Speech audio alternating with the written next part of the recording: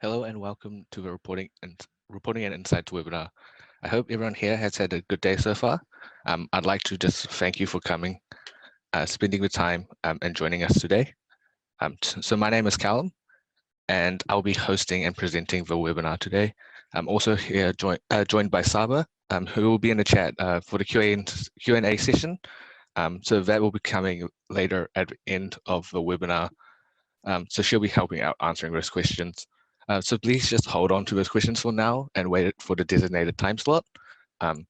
Also, please try to keep the questions general, so try to benefit all the people that are here rather than just be specific questions for you.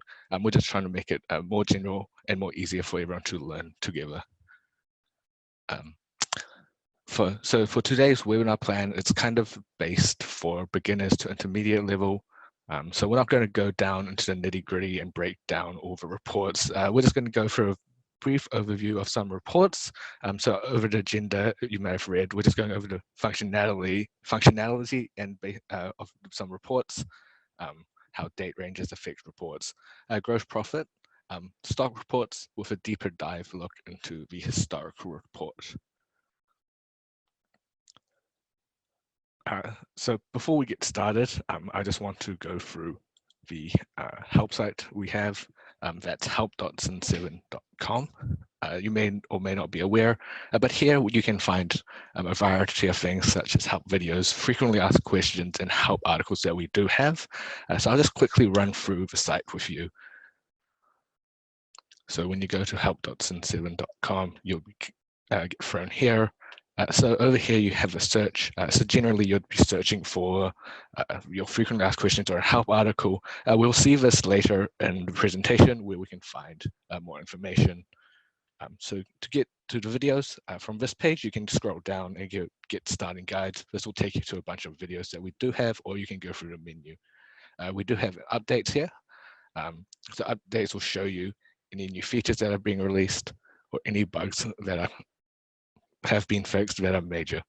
You have contact support, so this is just where to raise your tickets and just get in touch with our support team. We also have a status page.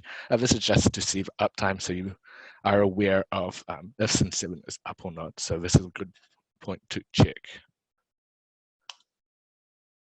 So we also have here on the right side the premium support numbers for US, AU, NZ, and UK. We also have these two phone numbers. So these phone numbers are specific for the US customers. So we found out that US customers tend not to pick up calls from phone numbers that they do not recognize. So we want to just let you know that these are our phone numbers. So you might want to save them. Label as Cin7. If you've noticed, most of our outbound calls are not being answered. So if you do save these numbers right as Cin7, you'll be less likely to miss an outbound call from us. With that being said, we can go straight into the reports. So here we have an overview of the report. So this is just the basic layout of our report by default. So this is just a normal sales report. So we've split it into different areas. So Cin7 reports are based off pivot tables. So if you're not aware of pivot tables, you can go into this help article, as mentioned before, and find out more information about how our reports are being built. So just a quick overview of what it looks like. We have a filter area here.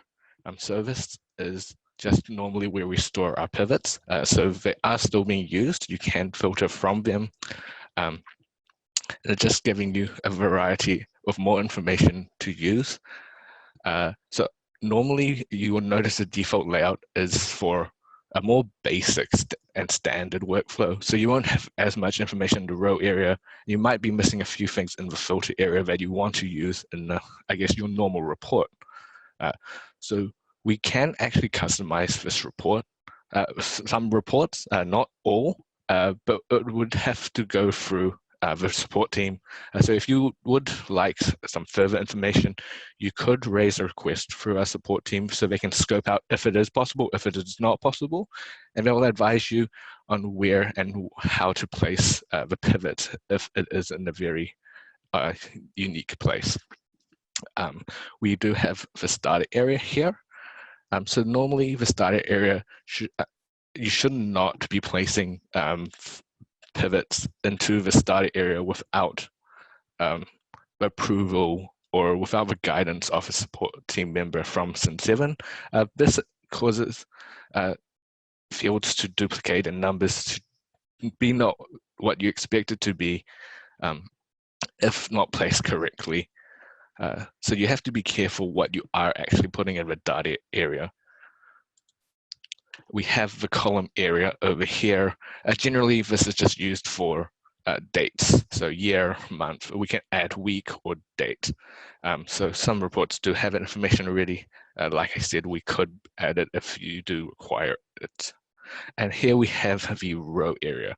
So the row area is generally where we place our variable data. So we will normally place our data here in the row area. So most of the filter area pivots can be dragged down and shown over here.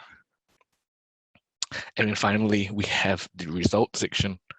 So all our data here that is coming from the data area will populate here, and we'll just show you an overview of the values. So as mentioned before, we have this help article.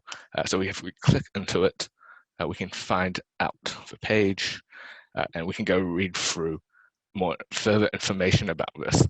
So you could just search up here, reports overview.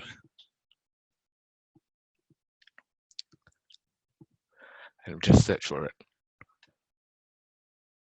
You can find that help article.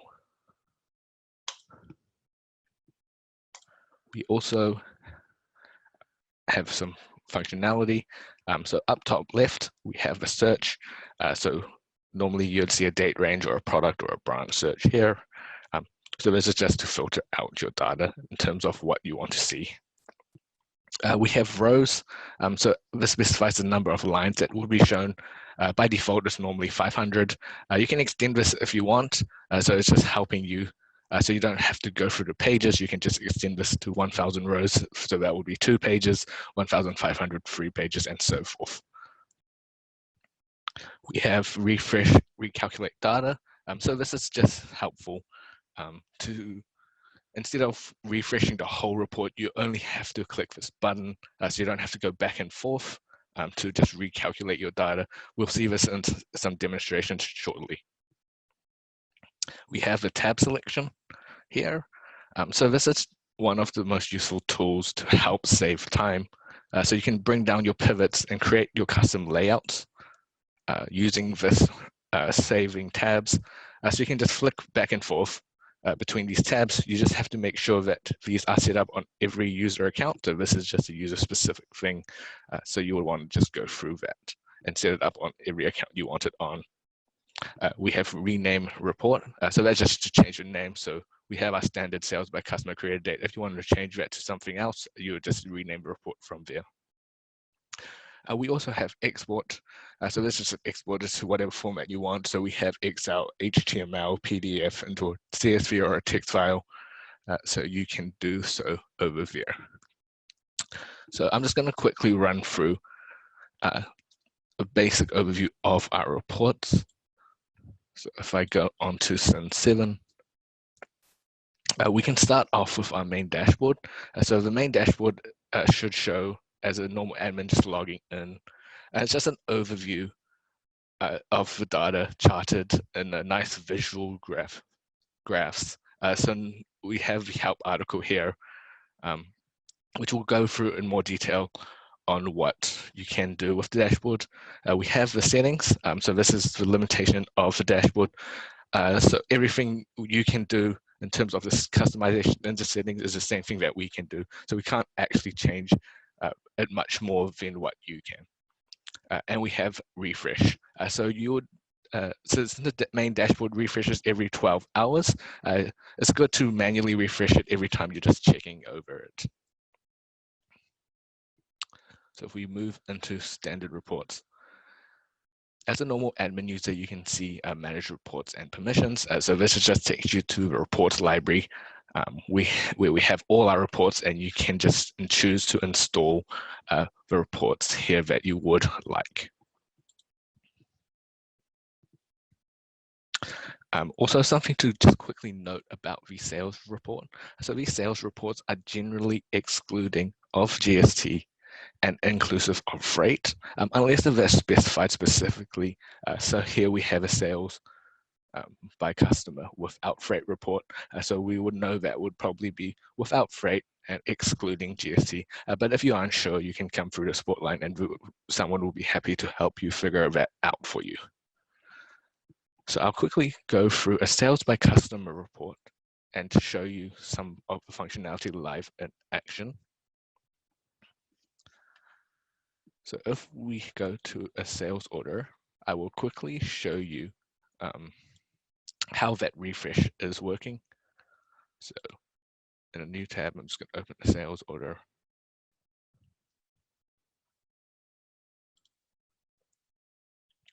And just create a sales order. So this is a created date report. So all we need to fill out is a created date, and we'll get into that later as well. So we'll just make this cash customer, and we'll search for a product. And we'll just add it here. I'm just going to make this value really large so it's very obvious to us.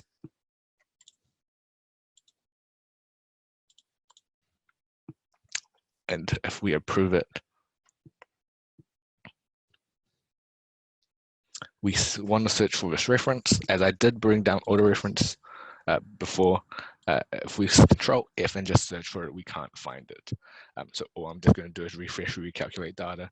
And if we do search for it again, we do notice it over here. Going over defaults tab selection. So I have one here, but I'll create another one. So as I said, it's just a view that you can use. So I'm just going to drag down some pivots, see what kind of report we want to build. And we can just rename this third view. So you can resave over these options if you would like, or you can add a new view. Resaving over this default view will open the report in that particular view when you open it for every time on the first time. So we're just going to add this third view and switch between default and third view.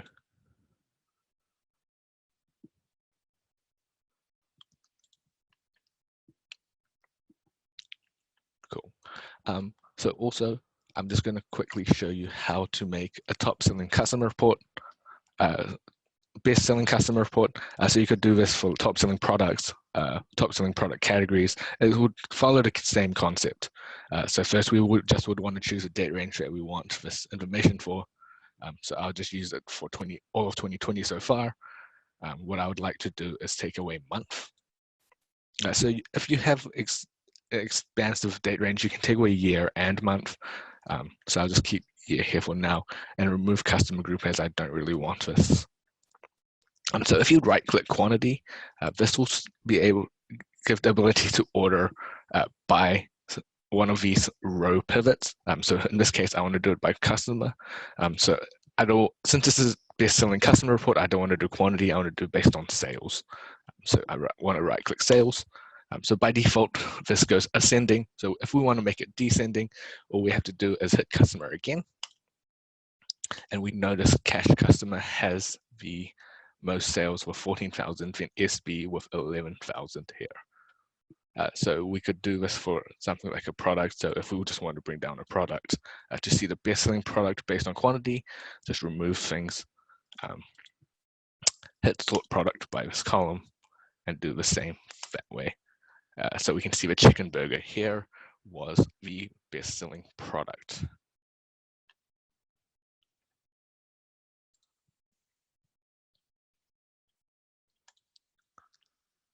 Moving on from just a basic overview of the reports, we have date ranges and reports. So generally our reports are based off a specific date range, and it's generally just one date range. So normally you can identify this by the name of the report, by the default name of the report. So sales by customer created date is based on the created date, invoice date, not invoiced, invoice date, ETD, fully received dates. We have a bunch of different dates that we may or may not use. So in order for that to show, in one of those reports, in Cin7 itself, that specific date field needs to be populated. Otherwise, in Cin7 is not going to show those values. So I'll quickly show you what would happen if one of those date range is not shown, filled out in a report. So I'm just going to go back into Cin7, create a sales order,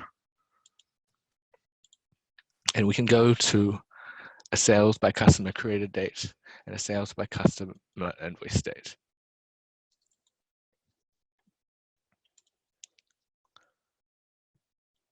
So I'm just going to search for another company. So we have a customer called Cook de Michael. Just enter a product.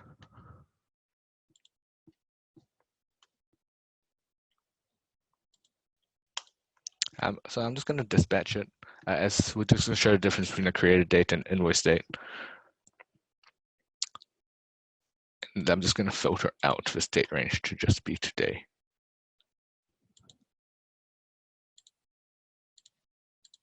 And just do this for both reports.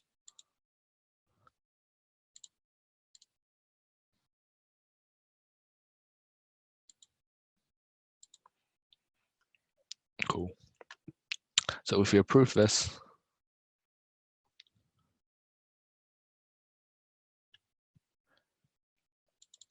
and if we search for this particular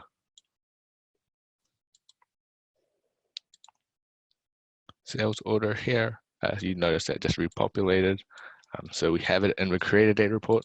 I'm just going to expand this date range a little bit into the future, so we're not messing out on anything. And so we've refreshed it, nothing's popping up here as of yet, as it hasn't been invoiced. So then what happens if we add the invoice date? So I'm just going to do it from this admin page. So I just put it as tomorrow and save it. If we refresh this again, we notice now it is populating an invoice date as we have just set that invoice date.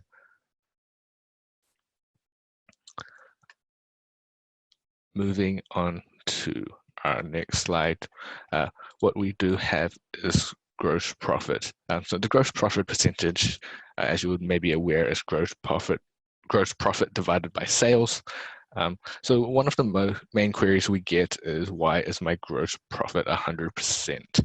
So one of the main issues, the main problem with this is you have to watch your COGS. So COGS is also known as cost of goods sold, or just known as cost. So you might ask where we have to be mindful of cost in Cin7. So cost, you have to be mindful in every transaction. Cost is just a flow-on effect, has a flow-on effect in Cin7 as we use landed costs for that particular product in most of our modules. So if a cost isn't populated in a purchase order, it may not get applied in that sales order that has that applied stock from that purchase order. So you have to be very mindful about that. You also have to be very mindful of how your COGS are being calculated. As our reports are using those values, the COGS values that are being generated, once they have been generated, you have to make sure they are not zero. So the main reason they are zero in most cases is because you've imported your sales orders or any transaction into your accounting software without actually dispatching the products. So what that's going to do is it's just going to generate the COGS as zero. And in order to rectify that, once you have dispatched that, you would have to get in touch with our accounting team who can recalculate the COGS for you if you do notice that this issue is happening. So I'm just going to quickly show you a flow-on effect of how Cin7 is calculating your COGS. So we have here, I've created a couple purchase orders and adjustments.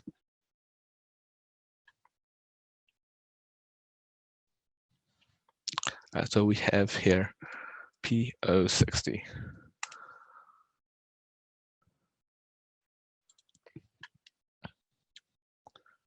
So if we notice here, the unit cost is empty, so that's just going to mean it's 0.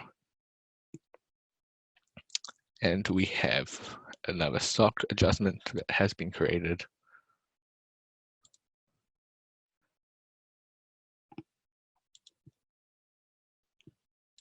Sorry about that. So we have a stock adjustment that has been created.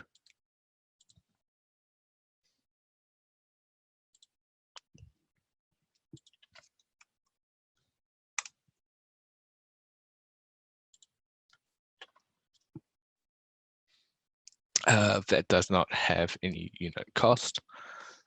So if we go into a sales order and try create a sales order with one of these products,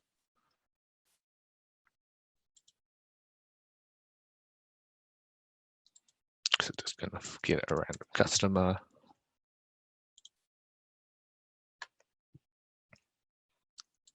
And look at one of these products. So we can use code 0086.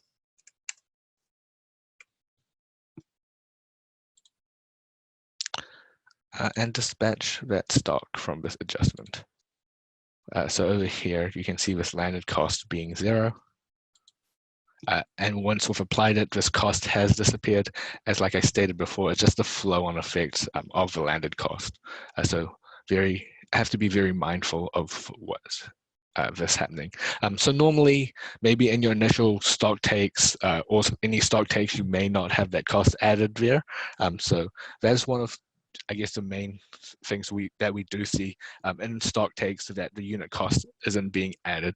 So you just have to make sure when that if you do a stock take, that you do add these unit costs, or maybe on your initial setup, the cost isn't there. So that's also going to affect other reports for your stock reports, as the stock value would also be calculated off these unit costs.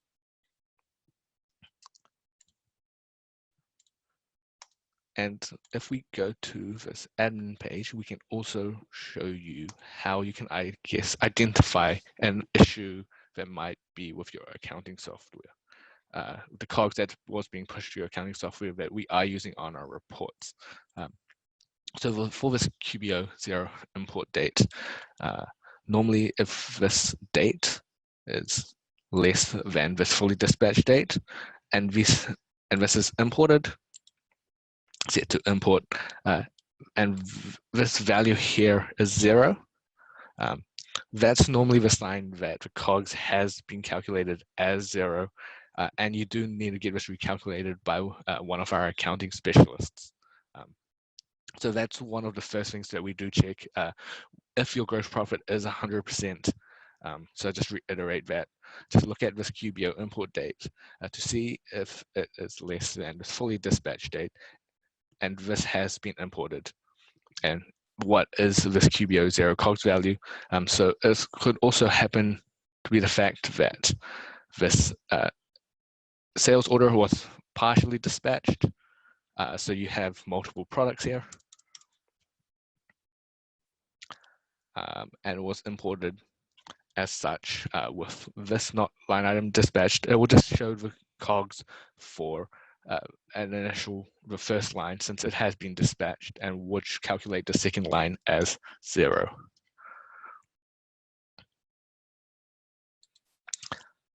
So here we do have a free help article. So this is just to show you how COGS are in 0 in QuickBooks, and just an overview of COGS in general.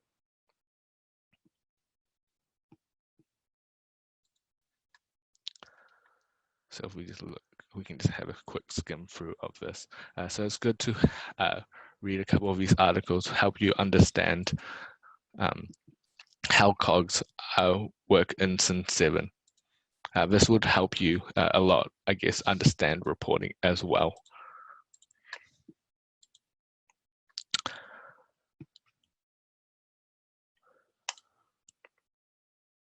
That leads us to the stock report. So this is just we'll also cover quickly, briefly over the free stock reports that we do have.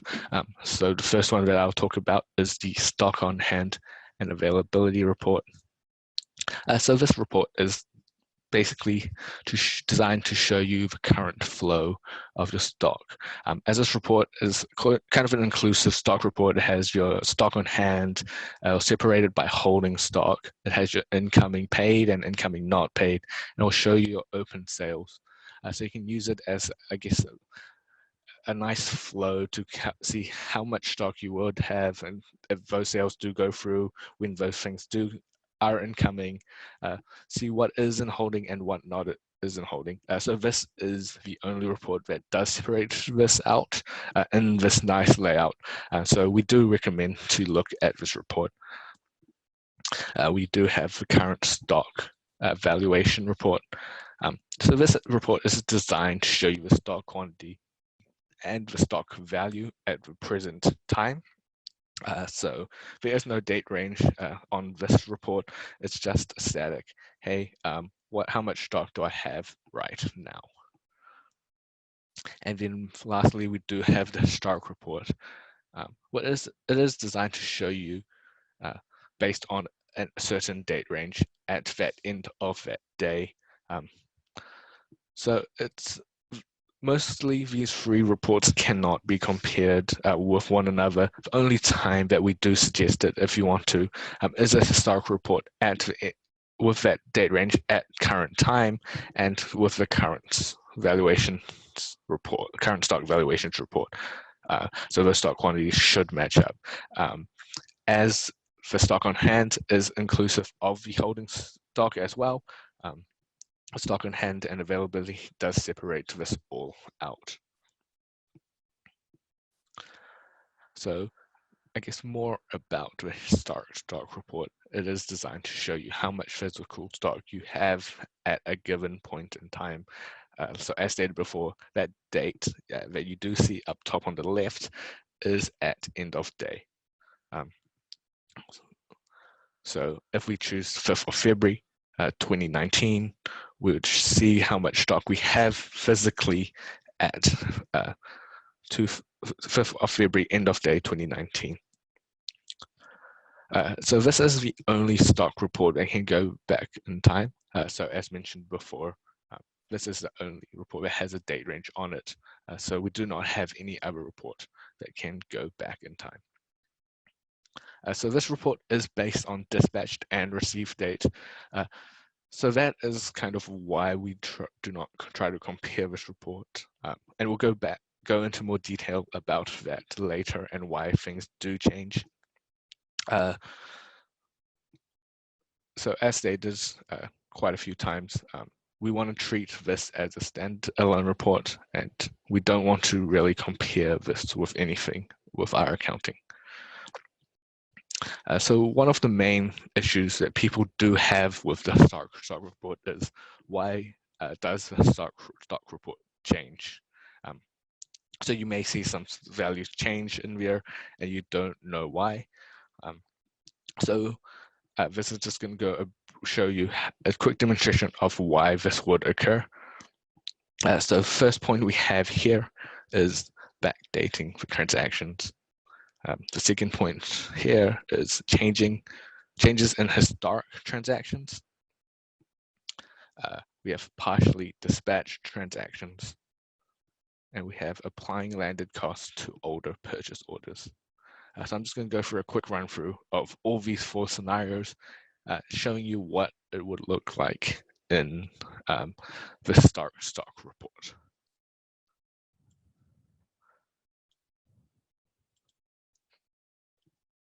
So firstly, I'm just going to open the stock report.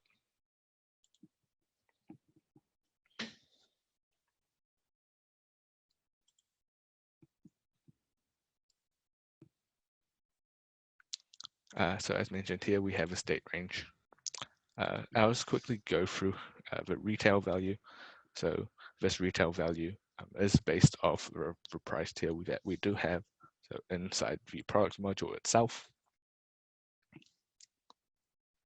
it will be calculating it based off this retail value. in terms of a stock value. So this stock value is based off the actual the landed cost from the transaction itself. So it's not a, so it is a sum of all the landed costs for that particular product in that particular transaction that it did come in with. So you have to be mindful of that as well. So it may not be what you expect if you compare it to, say, the products module or just one transaction that bought in stock.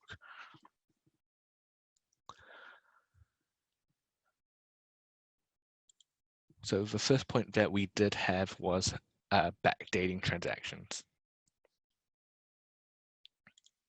So if we go to a random point in time, I'm just going to choose the 10th of February 2020.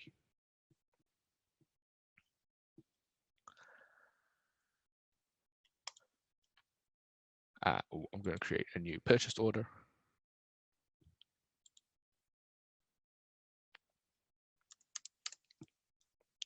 So let's use Bees Brewery.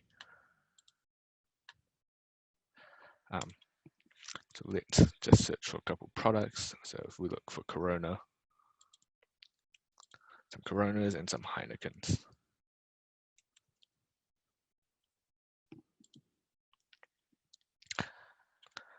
So let's order 500 of each. So we have to be mindful of the date we are selecting here. So I believe I did choose the 10th of February. So I'm going to bring the stock in the 9th of February.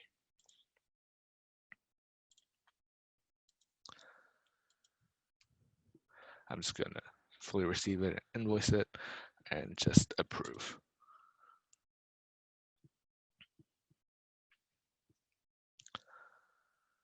Cool. So if we notice in this report now, so at the moment we have 660 Coronas and 360 Heinekens. If we refresh and recalculate it, we'll see that value change as with backdated van transactions. So you just have to be mindful of the dates that you are selecting when completing transactions. The second issue that does cause changes in this report is changing the start transactions itself. So let's say this transaction here was sitting for about a week. You've just validating it, going through your transactions, and you notice this cost doesn't seem right. So you might just change this. So let's just make this really large so it's very obvious to us, of 7,000. So you've just changed the unit cost. So if we save it, since we're in the past again, you refresh and recalculate it, you do notice that the stock value does change. And if those, if that stock has been going out of the system since then, the flow-on effect would keep going. As a stock value increased at that point in time, it will just keep flowing and flowing and flowing. So you do have to be very mindful, again, of changing your historic transactions. The third issue that we do have was that partially dispatched transactions. So this can happen in two ways. So I'm going to use a sales order for this instance. So I'm just going to bring in two products. So what I mean about partially dispatched transactions, it can mean two things. So say you have a quantity ordered here of 14. And you have approved this transaction.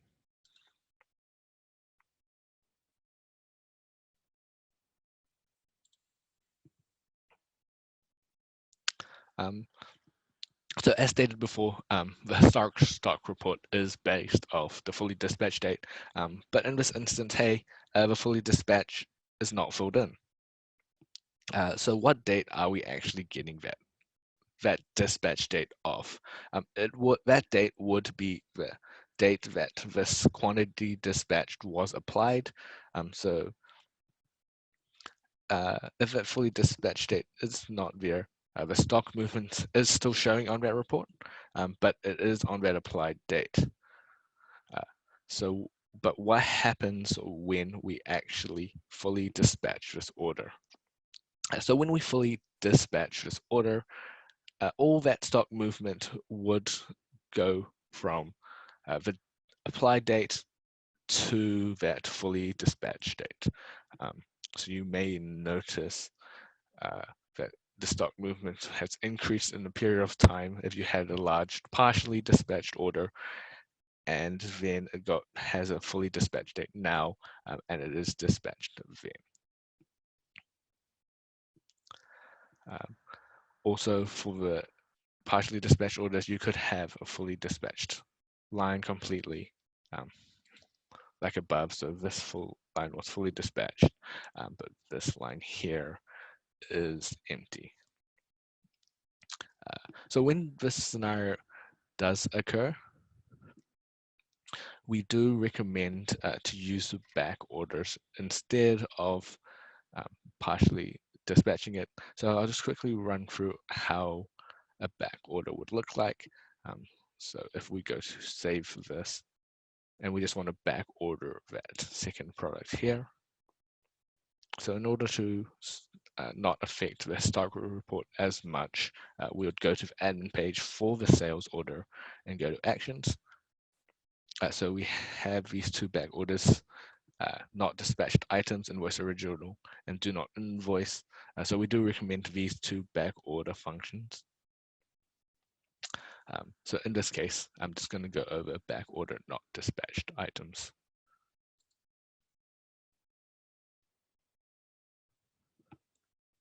Cool.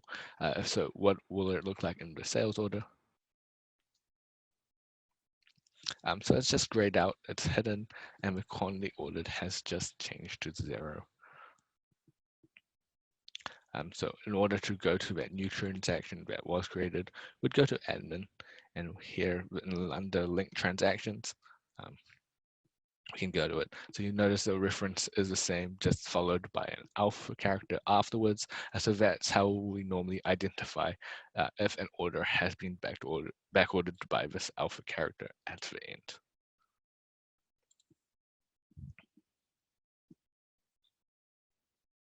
So just going into the sales order, here we can see that this has been back ordered. So it's just a product by itself that has been transferred into this new sales order. So you would want to dispatch those two separately based on how you are dispatching the products.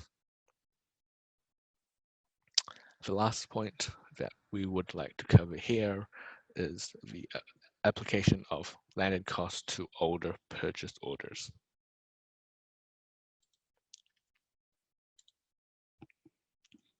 So if we go to purchases and purchase orders, we can apply landed costs in 2 ways. So in this purchased order itself, I'll quickly show you how. So we do have this landed costs at the very bottom, so you can apply your customs and your freight.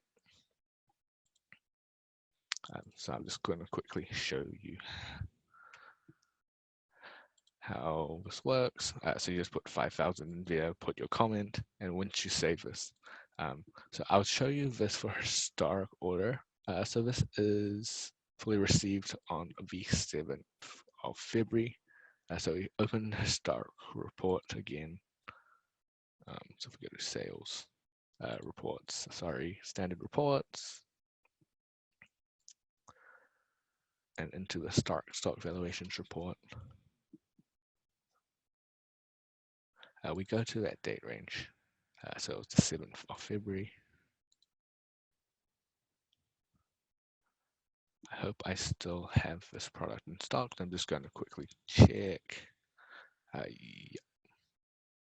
That should be fine. We're just going to make this freight very large so it is obvious again. And if we want to just check the value really quickly, so of the Corona and the Heineken's, we can see it's 1,000 here and 480 here. So if we just save this, cool, and we just refresh and recalculate the data here, we notice that the increase in the stock value. So the freight was added to the value as we have selected here to add the landed cost by value. You could also do it by weight and cubic meters. And I'll just quickly show you the second way of adding the landed cost and that you have to be mindful of. So I'm just going to create a new purchase order. So this is just using the link transaction way of applying landed cost. So I'll just use one of my freight suppliers, Flying Freight, and just enter the product of freight.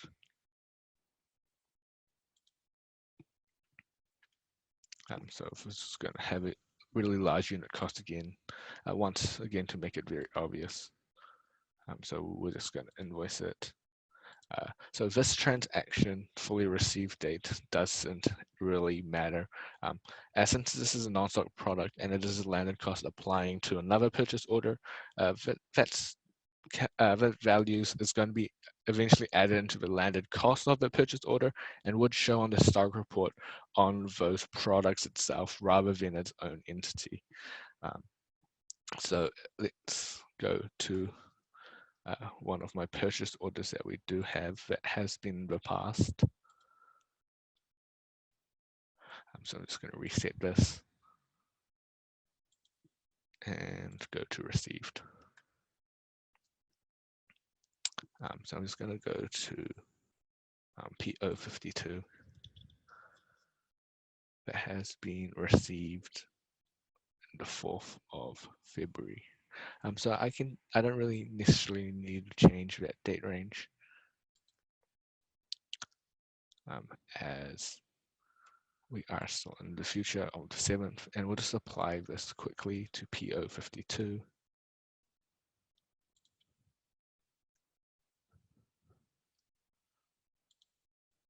And just allocate it all to that purchase order and save it.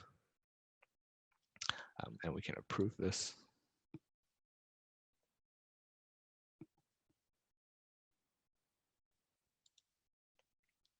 And then we can just refresh this, and if it's product still in stock as it is, we can see that stock value increase. Although that transaction was invoiced completed today, it was applied to a transaction in the past, so that's going to increase that stock value in that particular date. So in order to see how those landed costs are actually being calculated, you can go into that purchase order itself, go to that admin page. So if you have a bunch of products, you can look at the report here. So this is just the purchase order report. It will split the landed cost and show you how it is applying to all the products in that order. So this is a great report to show that.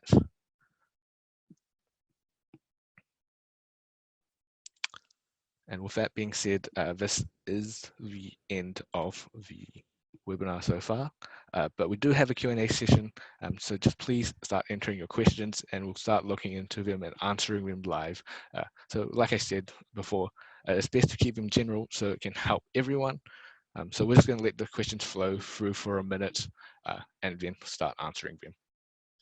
Hey guys, I can see that some questions are flowing through the webinar chat itself. So we do have a Q&A section. So we do advise to put it through there so I can see it and I can answer them for you. So I'm just going to quickly go through a couple that we do have here. So just keep filtering them through into that Q&A section so we can see it and answer them. So we do have a question here is, how do we report sales net of returns? So our sales reports actually do include credit notes. So the majority of our sales reports already do this. So we can actually quickly show you that live. So I'm just going to create a credit note. So if we go into standard reports, sales, and credit notes. So I'm just going to quickly create a credit note for you guys. New credit note. Just the company. So this isn't the best way to create a credit note, but it's just for example references. Enter a sales reference, enter a code.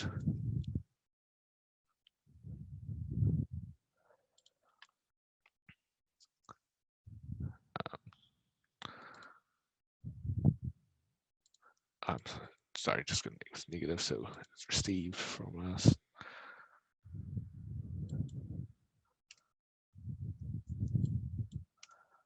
Save that, complete it. So just add a notepad not paid, and open for report. So I'll just use a creator date report. Just shorten that date range.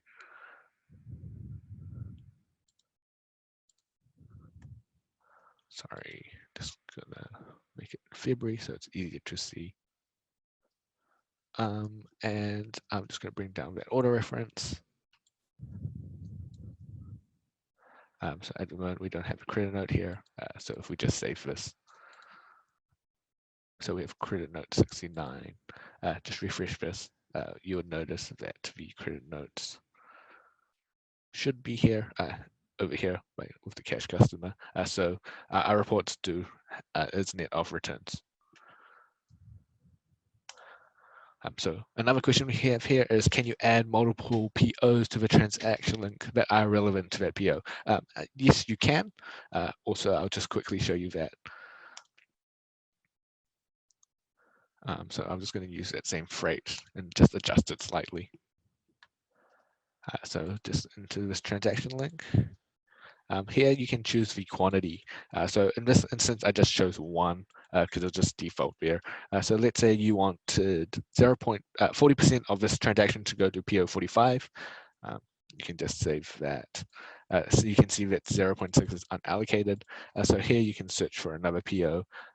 So PO, okay, we have PO5.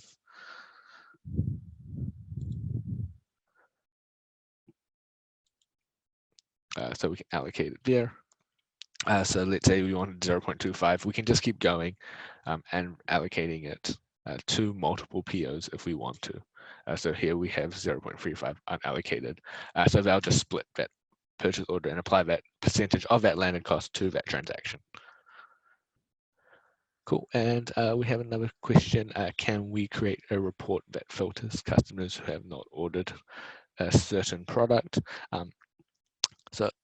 No, we cannot. So you can create a report that does show those customers that have ordered a certain product, and then you can see from that you can see which customers haven't. But we cannot actually just create a report that would show that desired information. So I'm just going to quickly read through some of the questions and choose questions to answer. So please just give me a minute. Cool. Sorry for the delay. So I've got a couple more questions here to answer. So we have, is there a report of goods invoice not dispatched? So you can see where COGS will need to be adjusted. So if you go into the sales order section itself, the sales order status here, we do have invoiced but not dispatched. So just going to sales orders and sales order status, and we would be able to search for that. Also, another question for the historic stock report, could we have a table of historical data in each month, each week, each date? So unfortunately, for that historic stock report, it is only based on one date and one end of date. So if you want to go for each week, you would have to run that report at the end of that week to see those figures, similarly for each month and each date. So unfortunately, we can't actually do it all at once, but we would just recommend to have that end date, that specific date that you do want, and just export it multiple times.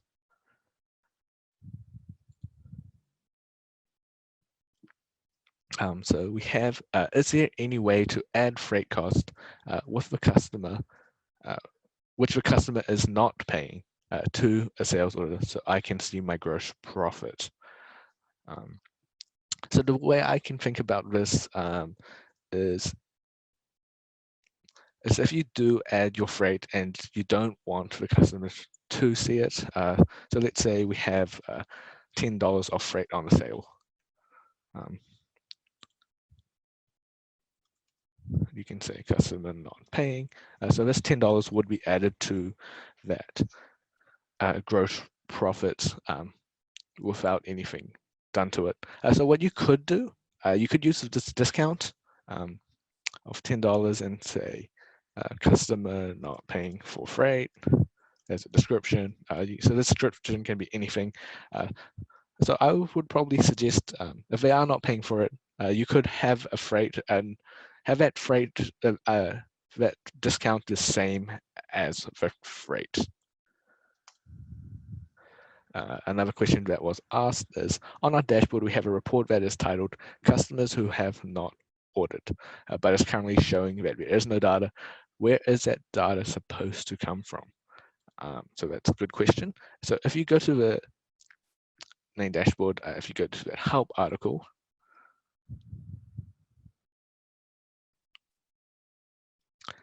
and if you go to activity list, I believe it's an activity list, we could find it here.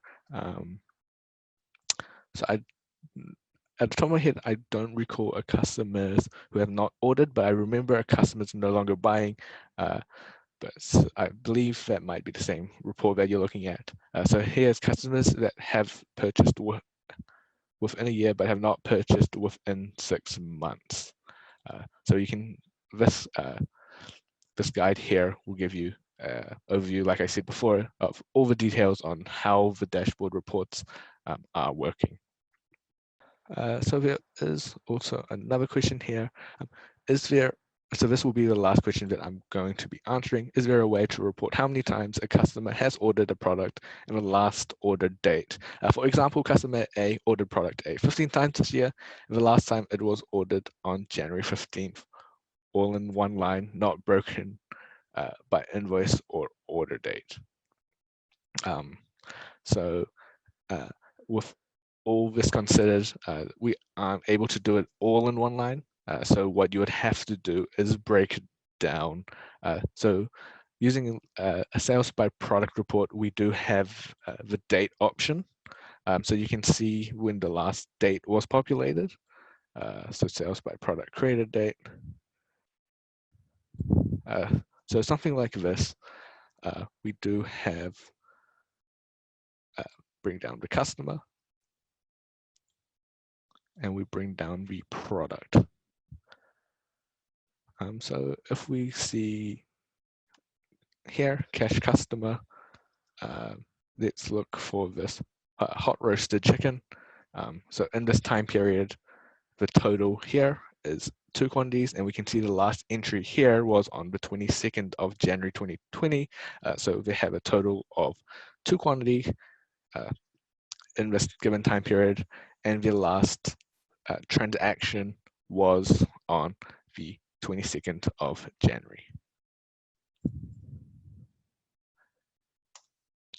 So that just wraps up the webinar for today. But before we go, I would just like to announce that we do have an e-commerce and integrations webinar that is coming up. So it's going to be at the same time, at the same place, but on the March 11th, 2020. So ensure you save that date. For more information, we will be sending an email soon. So just be on the lookout for that email. So thanks for joining. I hope you've learned something new, and you have a great day from here on.